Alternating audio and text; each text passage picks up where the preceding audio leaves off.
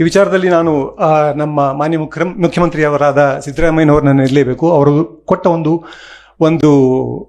ಒಂದು ಕಟ್ಟಿತನದ ಹೇಳಿಕೆ. ಅವರು ಒಂದ್ಸಲ ಎಲ್ಲೋ ಒಂದು ಕಡೆ ಹೇಳಿದ್ರು, ಮಾಂಸ ತಿಂದು ನಾನು ದೇವಸ್ಥಾನಕ್ಕೆ ಹೋಗ್ತೀನಿ, ಏನು ತಪ್ಪು ಅಂತ. ಆ ಥರದ ನಾಯಕರು ನಮಗೆ ಅವಶ್ಯಕ. ಈ ವಿಚಾರದಲ್ಲಿ ನಾನು ನಮ್ಮ ಮಾನ್ಯ ಮುಖ್ಯಮಂತ್ರಿಯವರಾದ ಸಿದ್ದರಾಮಯ್ಯನವ್ರನ್ನ ನಿಲ್ಲಲೇಬೇಕು. ಅವರು ಕೊಟ್ಟ ಒಂದು ಕಟ್ಟಿತನದ ಹೇಳಿಕೆ. ಅವರು ಒಂದ್ಸಲ ಎಲ್ಲೋ ಒಂದು ಕಡೆ ಹೇಳಿದ್ರು, ಮಾಂಸ ತಿಂದು ನಾನು ದೇವಸ್ಥಾನಕ್ಕೆ ಹೋಗ್ತೀನಿ, ಏನು ತಪ್ಪು ಅಂತ. ಆ ಥರದ ನಾಯಕರು ನಮಗೆ ಅವಶ್ಯಕ. ಸತ್ಯವನ್ನ ಇವತ್ತಿಗೆ ನಮ್ಮ 16ನೇ ಚಲನಚಿತ್ರೋತ್ಸವ ಇತಿಹಾಸಕ್ಕೆ ಸೇರ್ಪಡೆಯಾಗಿದೆ. ನಮ್ಗೆಲ್ರಿಗೂ ಇತಿಹಾಸದ ಬಗ್ಗೆ ತುಂಬ ಹೆಮ್ಮೆ. That too in times when history has been weaponized and we tend to spend more time in history than present. ಇತಿಹಾಸದ ಬಗ್ಗೆ ಮಾತಾಡೋದು ಸ್ವಲ್ಪ ಮುಖ್ಯ ಅನ್ನಿಸ್ತು, ಅದಕ್ಕೋಸ್ಕರ ಒಂದು ಸ್ವಲ್ಪ ಇತಿಹಾಸದ ಬಗ್ಗೆ ಮಾತಾಡ್ತಾ ಇದ್ದೀನಿ. ನಮಗೆ ಇತಿಹಾಸ ಮಾತ್ರ ಅಲ್ಲ, ಐತಿಹಾಸಿಕ ಪುರುಷರ ಬಗ್ಗೆನೂ ತುಂಬ ಹೆಮ್ಮೆ. ಅವರೆಲ್ಲರೂ ತುಂಬ ದೊಡ್ಡ ಮಹಾನ್ ದಾರ್ಶನಿಕರು. ಅವರ ಸಂದೇಶಗಳು ಇವತ್ತಿಗೂ ಪ್ರಸ್ತುತ ಅಂತ ತುಂಬ ಹೆಮ್ಮೆಯಿಂದ ಹೇಳ್ಕೊತೀವಿ. ನಮ್ಮ ಬದಲಾವಣೆಯ ಹರಿಕಾರರ ಬಗ್ಗೆ ಭಾಳ ಹೆಮ್ಮೆ ನಮಗೆ. ಆದರೆ ಆ ಧಾವಂತದಲ್ಲಿ ಆತ್ಮವಿಮರ್ಶೆ ಮಾಡ್ಕೊಳ್ಳೋದನ್ನು ಮರೆತು ಹೋಗ್ತೀವಿ. 100-200 ವರ್ಷಗಳ ಹಿಂದಿನ ದಾರ್ಶನಿಕರು, ಐತಿಹಾಸಿಕ ಪುರುಷರೆಲ್ಲ ಇವತ್ತಿಗೂ ಪ್ರಸ್ತುತ ಅಂದರೆ ನಾವಿನ್ನೂ ಬದಲಾಗದೆ ಉಳ್ಕೊಂಡಿದ್ದೀವಿ ಅಂತ ತಾನೇ ಅರ್ಥ. ಆವತ್ತಿನ ವಿಷಯಗಳು ಇವತ್ತಿಗೂ ಪ್ರಸ್ತುತ ಅಂತಂದರೆ ನಾವು ಇನ್ನೂ ಹಾಗೆ ಇದ್ದೀವಿ. Those who don't learn from the history are condemned to repeat it ಅಂತ ಹೇಳ್ತಾರೆ. ಸೊ ಇತಿಹಾಸದ ಬಗ್ಗೆ ಮಾತಾಡ್ತಾ, ಈ ಚಲನಚಿತ್ರೋತ್ಸವದಲ್ಲಿ ಸಿನಿಮಾದಂಥ ಪ್ರಭಾವಶಾಲಿ ಮಾಧ್ಯಮದ ಮೂಲಕ ಶಾಂತಿ, ಪ್ರೀತಿ, ಸಮಾನತೆ ತರೋಕೆ ಪ್ರಯತ್ನಿಸಿದ ಇತಿಹಾಸದಲ್ಲಿರೋ, ನಮ್ಮ ಸಿನಿಮಾ ಇತಿಹಾಸದಲ್ಲಿರೋ ಹಿರಿಯರನ್ನ ಸ್ಮರಿಸೋ ಒಂದು ಅದ್ಭುತ ಕೆಲಸ ಆಯಿತು. ನಾನು ಕೆಲವು ಅಂಥದ ಕಾರ್ಯಕ್ರಮಗಳ ಭಾಗ ಆಗಿದ್ದೆ. ಅದರಲ್ಲಿ ಒಂದು ಸತಿ ಸುಲೋಚನಾ, ಅದು ತುಂಬ ಇಂಟ್ರೆಸ್ಟಿಂಗ್ ಒಂದು ಕೆಲಸ ಮಾಡಿದ್ರು ಚಿತ್ರೋತ್ಸವದ ಕಡೆಯಿಂದ. ಅದರಲ್ಲಿ ಭಾಗಿಯಾಗಿದ್ದ ಕಲಾವಿದರು, ತಂತ್ರಜ್ಞರು, ಇವರೆಲ್ಲರ ಫ್ಯಾಮಿಲಿಯವ್ರನ್ನ, ವಂಶಸ್ಥರನ್ನ ಕರೆಸಿ ಅವ್ರ ಮೂಲಕ ಇವ್ರನ್ನ ಅರಿಯೋ ಪ್ರಯತ್ನ ಆಯಿತು, ಅವ್ರನ್ನ ಅಭ್ಯಾಸ ಮಾಡೋ ಪ್ರಯತ್ನ ಆಯಿತು. ಅದ್ರಲ್ಲಿ ನನಗೆ ತುಂಬ ಇಂಟ್ರೆಸ್ಟಿಂಗ್ ಆಗಿ ಕಾಣಿಸಿದ್ದು,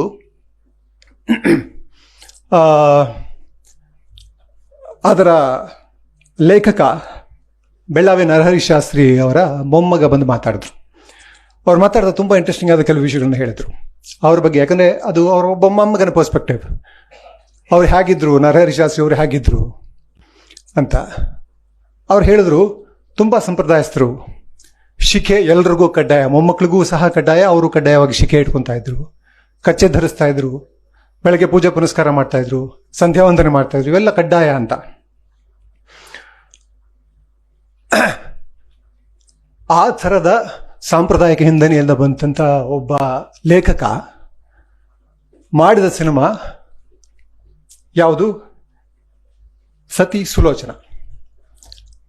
ಹಾಗೆ ನೋಡೋಕೆ ಹೋದರೆ ರಾಮಾಯಣದ ನಾಯಕ ರಾಮನ ಇಟ್ಕೊಂಡು ಮಾಡ್ಬೋದಾಗಿತ್ತು, ಸಿನಿಮಾ ಗಿಟ್ಟಿಸ್ಕೊಬೋದಾಗಿತ್ತು. ಆದರೆ ಅವ್ರು ಮಾಡಿದ ಸಿನಿಮಾ ಸತಿ ಸುಲೋಚನಾ. ಅಷ್ಟೊಂದು ಸಾಂಪ್ರದಾಯಿಕ ಹಿನ್ನೆಲೆಯಿಂದ ಬಂದು ಕೂಡ ಅದನ್ನು ಮೀರೋ ಒಂದು ಪ್ರಯತ್ನ ಇತ್ತಲ್ಲ, ಅದು ನನಗೆ ತೀರಾ ಅದ್ಭುತ ಅನ್ನಿಸ್ತು. ಅದು ಸತಿ ಸುಲೋಚನಾ ಮೂಲಕ ಯುದ್ಧದ ಬಗ್ಗೆ ಮಾತಾಡಿದ್ರು, ಶಾಂತಿಯ ಬಗ್ಗೆ ಮಾತಾಡಿದ್ರು, ಯುದ್ಧದ ವಿರುದ್ಧದ ಒಂದು ದನಿ ಒಂದು ಹೆಣ್ಣಿನ ಮೂಲಕ ಎತ್ತಿದ್ರು. ಒಂದು ಹೆಣ್ಣಿಗೆ ಶಿಕ್ಷಣ ಸಿಕ್ಕಿದ್ರೆ ಇಡೀ ತಲೆಮಾರಿಗೆ ಶಿಕ್ಷಣ ಸಿಕ್ಕ ಹಾಗೆ ಅಂತ ಹೇಳ್ತಾರೆ. ಅವಳ ಮಕ್ಕಳನ್ನ ಎಜುಕೇಟ್ ಮಾಡ್ತಾಳೆ, ಆ ಮಕ್ಕಳೇ ಮುಂದಿನ ಪ್ರಜೆಗಳು. ಸೊ ಈ ಥರದ ಸಾಂಪ್ರದಾಯಿಕ ಹಿನ್ನೆಲೆಯಿಂದ ಬಂದಂಥ ಒಬ್ಬ ಲೇಖಕ ಇಷ್ಟು ದೊಡ್ಡ ಕೊಡುಗೆ ನೀಡಿದ್ದು, ಅದು ನಮ್ಮ ಇತಿಹಾಸ.